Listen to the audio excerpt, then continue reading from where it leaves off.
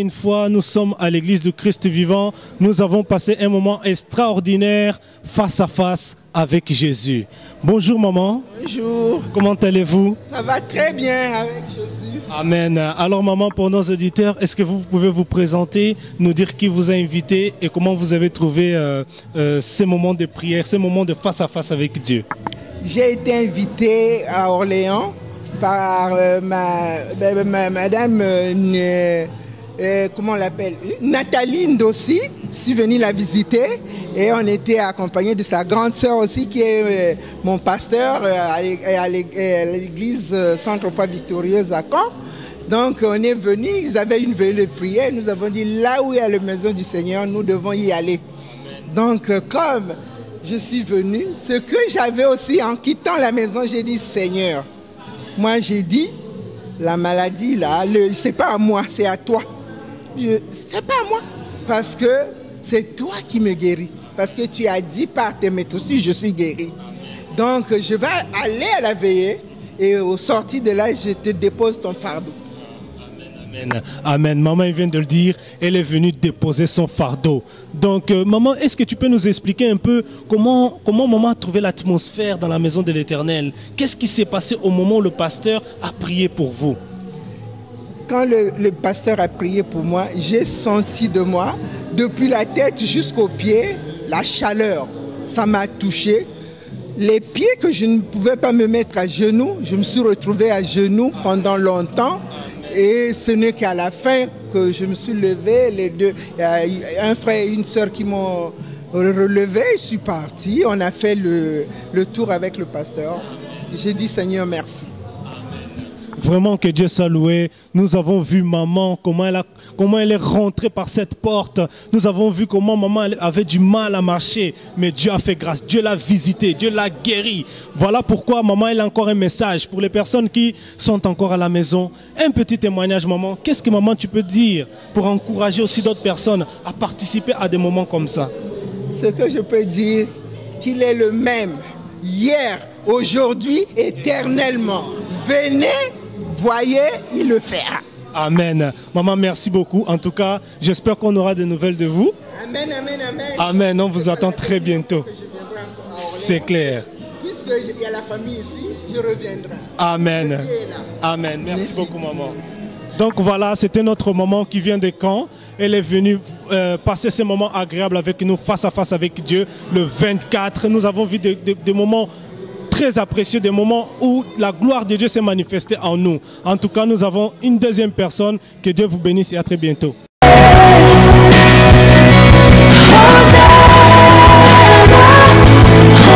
Peuple de Dieu, shalom. Une fois de plus, nous sommes là pour un témoignage. Alors, nous avons passé une soirée très agréable. Nous avons entendu beaucoup de témoignages. Nous avons vu la main de Dieu, comment elle s'est manifestée au milieu de son peuple. Nous sommes avec notre sœur. Shalom, ma sœur. Shalom. Comment allez-vous? Très bien, merci. Alors, je sais que vous êtes un peu fatigué, mais nous tenons vraiment à récupérer un peu de ces témoignages que vous avez, parce que ça peut fortifier aussi à d'autres personnes. Alors, est-ce que vous pouvez nous expliquer déjà comment vous êtes arrivé à l'église du Christ vivant et nous expliquer ce qui s'est passé, le témoignage que vous avez de ce matin? D'accord. En fait, moi, ce que je voudrais dire, c'est que j'avais promis à Dieu de témoigner ce qui arriverait aujourd'hui. Ce qui est arrivé avant-hier, parce que ça s'est fait avant-hier. J'avais déjà eu un fibrome qui m'avait causé beaucoup de soucis. J'étais très malade. Pendant 4 mois, j'étais alitée. C'est mon mari qui me lavait, qui faisait tout.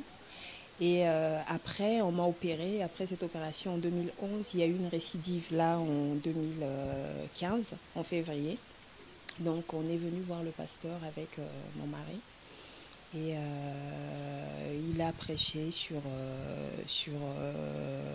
l'histoire de Naaman.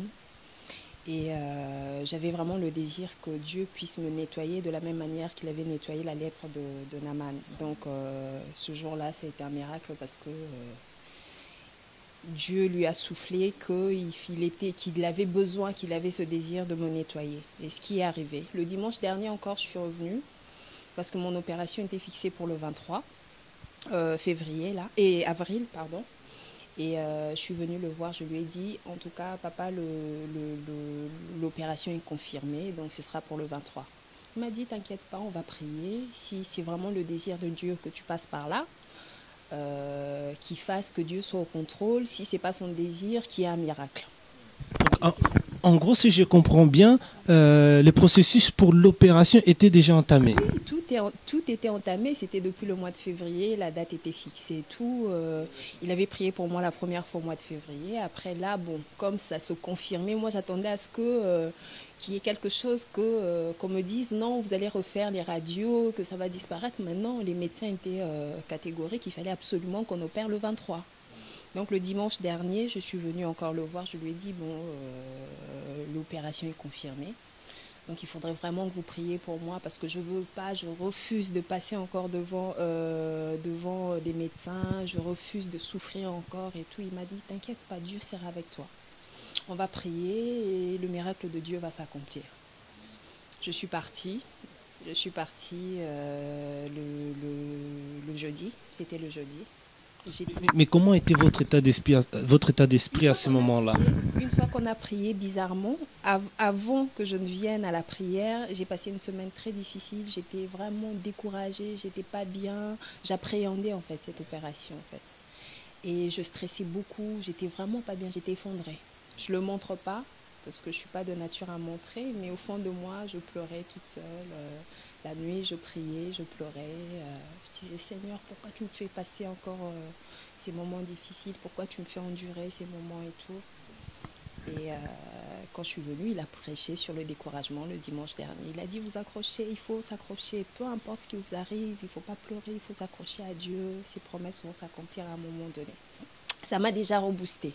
Rien que la prédication de dimanche m'a reboosté. Et après ça, j'ai été le voir dans son bureau. Je lui ai dit, il faut absolument que vous priez pour moi parce que voilà, jeudi, je passe à la salle d'op. Il a prié. Une petite prière, c'est hallucinant parce que il m'a fait une toute petite prière. Il m'a imposé des mains sur la tête. Il a dit, Seigneur, je te confie ton enfant, sois au contrôle de tout. Si c'est ton désir qu'elle passe par là, que cela s'accomplisse. Si ce n'est pas le cas, qu'elle puisse vivre un miracle. C'est la seule chose qu'il a dite. Et une fois qu'il a prié, j'étais bien. J'étais bien, je suis sortie de là contente, heureuse. Le jour de l'opération, mon mari travaillait, donc je suis partie toute seule. Toute seule, il fallait que je sois à l'hôpital à 7h. Je suis arrivée à l'hôpital vers 7h30. Ils m'ont appelée pour me demander où est-ce que j'étais. Je leur ai dit, je suis en route, j'arrive. Et même avant de rentrer dans l'hôpital, j'ai dit, Seigneur, il n'y a que toi qui peux faire quelque chose. Il n'y a que toi qui peux accomplir quelque chose. Je veux témoigner ta gloire. Et je suis rentrée dans la salle, là, le temps qu'on me prépare et tout ça et tout. J'ai commencé encore à prier. J'étais un peu fatiguée, mais... On sent qu'il y avait quand même cette persévérance, parce que vous êtes venu voir le pasteur à plusieurs reprises, à plusieurs dimanches, à plusieurs face-à-face. Mais c'est quoi qui vous motivait? C'était le fait de pouvoir être guéri? Il y avait quelque chose qui vous motivait? Oui, il y avait déjà le fait que j'avais vu que mon mari était venu, qu'on avait prié pour lui un jour comme ça, parce qu'on connaît le pasteur depuis longtemps, depuis l'Afrique. Et il s'est réveillé un jour, il a dit, il faut que je l'appelle. Je ne sais pas ce qui se passe, il faut que je l'appelle. Il est venu, il a vécu sa délivrance ici. Et donc, depuis ce jour, je me disais, ah, Dieu, il est capable de faire. Il y a quelque chose, il va faire pour moi aussi. Et donc, j'ai prié avant l'opération. J'ai beaucoup prié. J'ai dit, Seigneur, sois au contrôle de tout. J'ai commencé à réciter un verset de psaume. On dit, l'Éternel est mon berger, je ne manquerai de rien. Il me fait reposer dans les verts pâturages. Jusque dans la salle d'op, je suis rentrée dans la salle d'op. Il y avait, je crois, 12 personnes. Chacun se présentait, je suis cardiologue, je suis anesthésiste, je suis chirurgienne, je suis obstétricienne. Il y avait plein de monde. Et la salle d'op, elle était vraiment grande. J'ai déjà subi une opération, mais là, c'était juste hallucinant. Il y avait des appareils, des gros appareils partout. Au fond de moi, avant juste qu'ils me mettent le masque pour l'anesthésie, j'ai dit, Seigneur, tous ces gens, qui qu'ils soient, d'où qu'ils viennent, moi, je veux que ce soit toi qui les diriges. Je veux que ce soit toi qui prennes le contrôle de tout. Peu importe d'où ils viennent, je veux que ce soit toi qui sois au contrôle de tout. Après, j'ai récité encore le passage où Seigneur, restaure mon âme, peu importe où je me trouve, que je marche dans l'ombre de la vallée de la mort, je ne crains rien parce que tu es avec moi. Et je me suis endormie. Je suis rentrée dans la salle d'op, il était 8h30. 8h30, je suis sortie à 10h moins. Le médecin est venu me voir. Il m'a dit, Madame, tout s'est bien passé, mais on a été très étonnés parce qu'on n'a pas retrouvé les fibromes. Je dis, quoi? Donc, vous n'avez rien fait. Mais on a fait une exploration quand même parce qu'on les a cherchés, on ne les a pas trouvés. Parce qu'avant ça, j'avais fait une hystéroscopie. C'est vraiment, on vous met une caméra à l'intérieur, à la voie vaginale, et on voit tout. Et on voyait clairement les fibromes, j'ai les photos, j'ai tout en couleur. Et là, elle me dit, on a tout fait. J'ai passé 1 heure à chercher les fibromes, je ne les ai pas vus. Ils se sont évaporés. J'ai dit, vous savez quoi, j'ai rigolé. Quand elle me disait ça, je rigolais. Je n'étais pas encore complètement réveillée, mais je rigolais. Je lui ai dit, vous savez quoi, c'est Dieu qui a fait ça. Elle dit, ah bon, vous êtes croyante? J'ai dit, oui, je suis croyante, c'est Dieu. Elle dit, bah oui, peut-être que c'est Dieu, c'est un miracle. Elle m'a dit, c'est un miracle. Donc voilà, je suis restée là, contente. J'ai encore mal un peu parce que bon, ils ont un peu chipoté, force de chercher et tout. Mais je suis heureuse parce que pas pour une fois parce que Dieu a fait beaucoup dans ma vie. Mais là, il m'a donné ce que je voulais. Parce que je lui avais demandé jusqu'à la dernière minute. J'ai dit, Seigneur, s'il y a quelqu'un qui peut agir même à la dernière minute, c'est toi. Et il a agi. En tout cas, que Dieu vous bénisse. Et je sais que ce message va encore fortifier le peuple de Dieu. Nous avons vu que notre sœur a persévéré et elle a eu la réponse de Dieu. Elle est guérie aujourd'hui. On aura à vous montrer aussi des documents tangibles que notre sœur nous amènera et ça va certainement fortifier beaucoup d'autres. En tout cas, ma sœur, que Dieu te bénisse. J'espère qu'on va vous revoir très bientôt. Voilà. Donc voilà, c'était notre sœur qui a participé dans ce programme avec nous du face à face. Donc on vous dit à très bientôt. Shalom.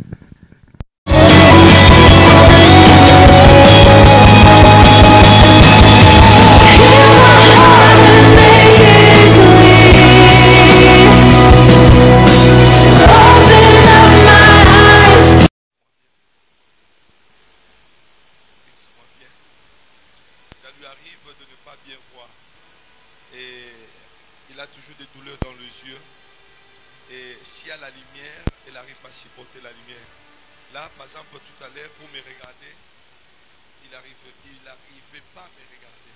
Là, tout de suite, là, il va arriver à me regarder. Je ne vais pas prier longtemps. Les yeux vont être nettoyés tout de suite. L'Église dit Amen. Est-ce que vous croyez à cela? Waouh. La Bible dit, il touchait les aveugles et recouvrait la vie. Il touchait des malades, ils étaient guéris. Je le crois au nom de Jésus. Parce qu'il a fait la violence. Hein? Il est venu vite, lui, il a dit, pasteur, j'ai besoin, mes yeux là, ça fait des années. Il y a des problèmes dans mes yeux. Maintenant, qu'est-ce que Dieu va faire? L'Éternel glorifie son nom.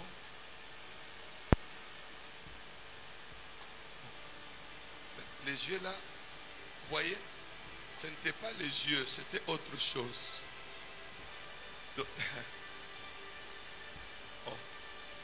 Donc, merci Saint-Esprit. Merci Saint-Esprit. Mais le problème c'était les yeux. Oh. Comment c'était les yeux? Vous voyez, oh c'était le démon qui s'est caché dans ses yeux pour détruire sa vie. Vous voyez comment? Ils ont maintenant le feu. Regarde-moi, pendant qu'on va crier le feu tout à l'heure, ça va être terrible. Le frère, il a fait beaucoup des années avec le problème des yeux. Soi-disant, c'était les yeux. Vous voyez maintenant? Un esprit mauvais qui était caché. Oh. L'Esprit de Dieu me dit, on voulait le rendre aveugle. Il y avait un démon, on voulait le rendre aveugle. Il a fait beaucoup de changements dans sa vie. Il me dit toujours de ce que Dieu est en train de faire. Il habite à Paris. Chaque fois qu'il y a face à face, il ne manque pas. Je vais parler de celui qui s'est déplacé à cause de Jésus. Dis-toi que tu es béni. Oh, dis-toi que tu es béni. Il m'a dit, pasteur, moi j'avais tout ce que j'ai touché comme l'argent, toujours de femmes. Mais depuis que je suis venu, j'ai reçu ma délivrance. Tout a été arrêté. Que Dieu soit loué. Et sauvé d'amen. Là même l'argent, maintenant tout va bien. Hein? Là il dit, pasteur, comme j'étais là, j'avais vraiment des démons. Est-ce qu'on peut dire amen? Je l'aime beaucoup parce qu'il parle clair. Il dit, les démons là sont partis. J'ai dit, oui, c'est parti. Il dit, pasteur, maintenant je me sens bien. Je vais dire à quelqu'un ce matin, tu vas te sentir bien. Oh, je vais dire que tu vas te sentir bien.